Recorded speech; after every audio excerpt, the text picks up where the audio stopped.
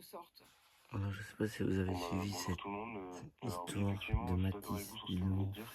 C'est ma manière, je fauché pense que par c'est un la manière avec conducteur. Je vous laisse qui écouter. a organisé cette marche, que ce soit juridiquement ou mentalement, d'accompagner Martis dans un dernier hommage et aussi de pouvoir prouver aussi à sa famille qu'ils ont du soutien, qu'il y a des personnes qui sont derrière eux, qui ne sont pas tout seuls dans cette étape qui est très difficile dans leur vie et que du coup on sera présent pour aussi montrer que ce qui s'est passé ce soir-là, c'est pas normal en fait. Enfin, Mathis n'avait pas à perdre la vie ce soir-là dans une banale soirée entre amis.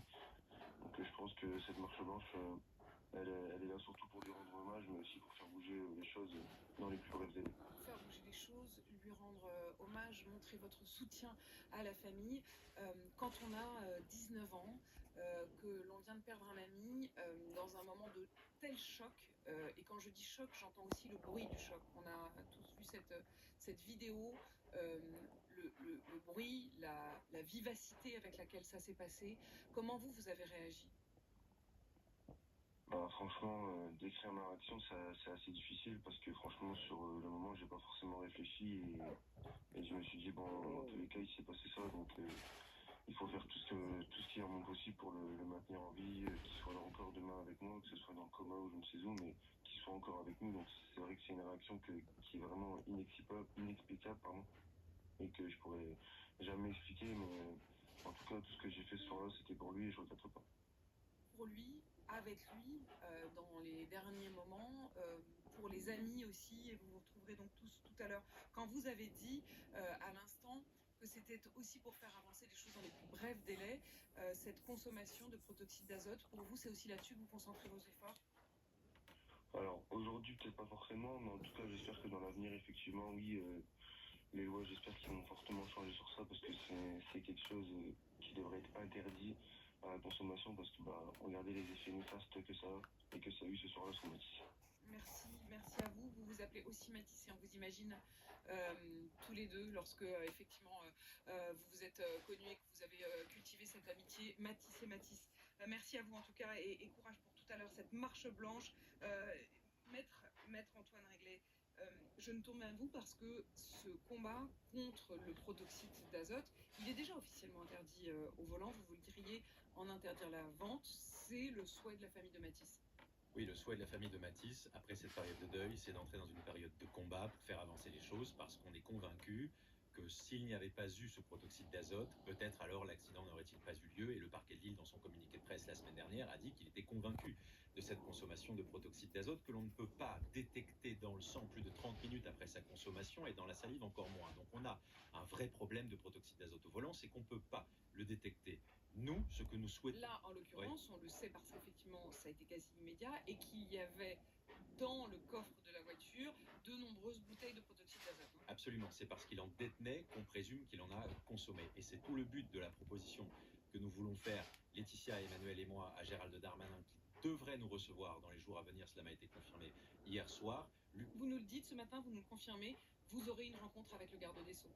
Cela m'a été confirmé hier, dans les jours à venir, d'abord pour répondre à l'émotion nationale et l'émotion de ses parents. N'oublions pas que le garde des Sceaux est aussi du Nord, et donc certainement que c'est là l'impact, et parce qu'on veut agir, et qui mieux que lui pour agir, pour faire une loi, pour interdire la détention de protoxyde d'azote et de mettre des peines qui viendraient pénaliser la détention, des peines relatives au permis de conduire, qu'aujourd'hui, elle n'existe pas. C'est ce que vous demandez, c'est-à-dire qu'aujourd'hui, il y a des arrêtés dans certaines villes Oui. pour interdire cette consommation. Vous dites qu'il faut retirer le permis de conduire à ceux qui en consomment. Oui, mais comme on ne peut pas démontrer la consommation, il faut qu'on remonte dans l'échelle du temps. Donc, si vous en détenez, on va présumer que vous en consommez, sauf si vous êtes cuisinier, que vous êtes autorisé ou parce que vous êtes médecin, que vous en utilisez. Donc aujourd'hui, le seul moyen d'aller pénaliser ces comportements-là, c'est de dire on va faire une loi, non pas un arrêté où il y a une peine d'amende, une loi dans laquelle on va dire la détention non autorisée de protoxyde d'azote est un délit. Et dans ce délit, plus une amende, plus qu'une peine d'emprisonnement dont on sait qu'elle ne sera pas ferme, alors on impacte le permis, on le suspend, on l'annule, et si jamais on retrouve du protoxyde d'azote dans le véhicule, on confisque le véhicule. Ça parlera peut-être beaucoup plus aux jeunes qui aujourd'hui consomment. Avec quand même une question qui est que, en fait, dans cet accident abominable, il n'y a rien qui va. C'est-à-dire que le chauffard, non seulement, comme vous le dites, avait vraisemblablement consommé du protoxyde d'azote, mais il roulait sans permis, c'est interdit. Il a fui un contrôle de police, il était donc en refus d'obtempérer, c'est interdit. Donc en réalité, les interdits sont déjà là et n'ont pas empêché la mort de Matisse. Oui, si on part du principe que les interdits seront toujours violés, on arrête de faire des lois. Dans ce cas-là, malheureusement, on a beau dire que c'était interdit de rouler sans permis, il roulait sans permis. Oui. On a beau dire que c'est interdit de fuir un contrôle de police, il a fui ce contrôle de police. On a beau dire qu'il est interdit de consommer au volant du protoxyde d'azote, il consommait du protoxyde d'azote. C'est pas interdit aujourd'hui de rouler sous protoxyde d'azote en tant que tel. Il n'y a pas de loi autonome. Et il n'y en aura pas puisque le dépistage est quasiment impossible. D'où notre proposition de pénaliser la détention, le permis de conduire via ce chemin-là. Moi, je ne suis pas de ceux qui baissent les bras, madame. C'est-à-dire que quand on me dit que c'est impossible, alors ça me motive à dire c'est possible. Surtout lorsque l'on est français, rien n'est impossible. Comprenez bien que je m'en désole abominablement. C'est-à-dire que rien de tout cela ne va. Mais dans un sens, je me dis au fond, rajouter un interdit, oui, mais les autres ne sont déjà pas respectés. C'est pour cela, nous considérons que demain, les drames continueront à exister malheureusement. Mais si on peut éviter un drame, madame, si on peut éviter un enfant de mourir à cause de ça, il faut le faire. Et si ça rajoute une loi, tant pis.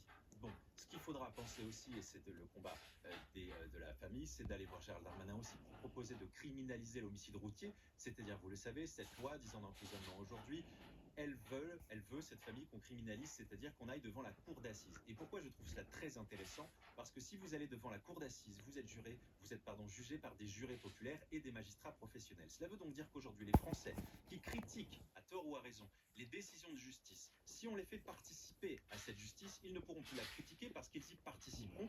Troisièmement, il faut qu'on repense l'accompagnement des victimes. Nous en avions parlé avec le chef Aleno quand il avait dramatiquement perdu son enfant. Et je pense à lui puisque je sais que l'association créée par le chef Aleno pour avoir reçu la semaine dernière la maman de Matisse, l'association du chef Aleno lui apporte beaucoup de réconfort. Et c'est vrai que confronté lui-même à ce drame, il demande lui aussi que ça passe devant les assises. Oui, mais moi je pense aussi à l'accompagnement psychologique. C'était son premier levier. Et puis finalement, avec l'homicide routier, on a moins parlé de cet accompagnement psychologique. Les associations, alors elle est formidable, l'association Aleno, mais pardon de vous dire qu'il existait déjà avant des associations remarquables qui, sur le plan local, accompagnaient les gens. Ce que vous demandez, c'est que ce soit fait par l'État. Oui, par l'État. Accompagnement. Oui, parce que c'est symbolique de dire la République est là. Pour ces gens, le régalien est très important. Et quand vous venez de dire, c'est pas la solidarité d'une association, aussi remarquable soit-elle, qui vous aide, c'est la fraternité, c'est la solidarité nationale. On donne corps à ce mot de notre devise qu'est la fraternité, qui aujourd'hui est de plus en plus abîmée. Merci beaucoup, maître Antoine Réglet. Donc,